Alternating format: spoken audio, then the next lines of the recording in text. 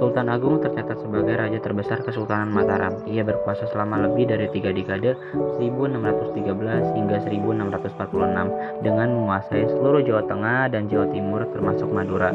Sejarawan MC Rick dalam Sejarah Indonesia Modern 1200 hingga 2004 menyebut Sultan Agung merupakan penakluk terbesar sejak zaman Majapahit. Satu-satunya kekurangan Sultan Agung adalah kegagalannya dalam merebut Batavia dari Epoche dan Banten yang terletak di ujung barat. Cita-citanya mempersatukan Pulau Jawa di bawah kekuasaan Mataram pun gagal tercapai. Serangan ke Epoche di Batavia itu dilakukan pada Agustus hingga November 1628. Menurut sejarawan H.J. di Graf, Sultan Agung cukup tahu diri dengan kekuatan dan kemampuan pasukannya melawan Epoche. Oleh karena itu, pilihan yang paling masuk akal adalah dengan melakukan serangan tidak langsung, yaitu membendung Sungai Ciliwung untuk menimbulkan penyakit seperti pes dan kolera ke dalam sisa-sisa air yang melewati bendungan dan mengalir ke Batavia. Itu dimasukkan keranjang-keranjang berisi bangkai hewan dan buah aren sehingga air menjadi kotor dan berbau busuk. Cara ini berhasil ia terapkan sebelum saat hendak menguasai Surabaya. Mereka berusaha menimbulkan wabah penyakit pes dan kolera.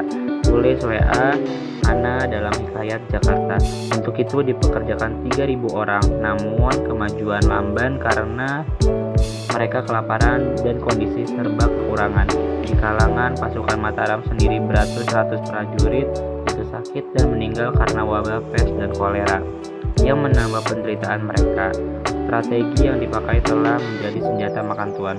Sutrisno Kotoyo DKK dalam Sejarah Ekspedisi Pasukan Sultan Agung ke Batavia menyebut bahwa jika Sungai Ciliwung dapat membendung pun, kompeni tidak akan menyerah karena tinggal di dalam benteng-benteng dan sudah mempunyai persediaan bahan makanan serta air yang dapat diambil dari Sungai Untung Jawa yang bebas dari penjagaan prajurit Mataram ataupun Banten. Mereka juga telah menggali sumur-sumur untuk mengatasi kekurangan air, tulis Sutrisno.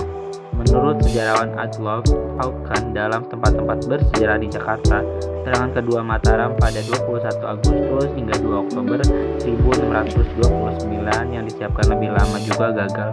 Penyebab logistik Mataram dihancurkan Epoche, angkatan lautnya lemah, dan jarak antara Jawa Tengah dan Batavia jauh, sehingga prajurit mengalami kelelahan apalagi membawa meriam-meriam yang berat. Sebagian anggota pasukan juga dilanda wabah penyakit malaria dan kolera.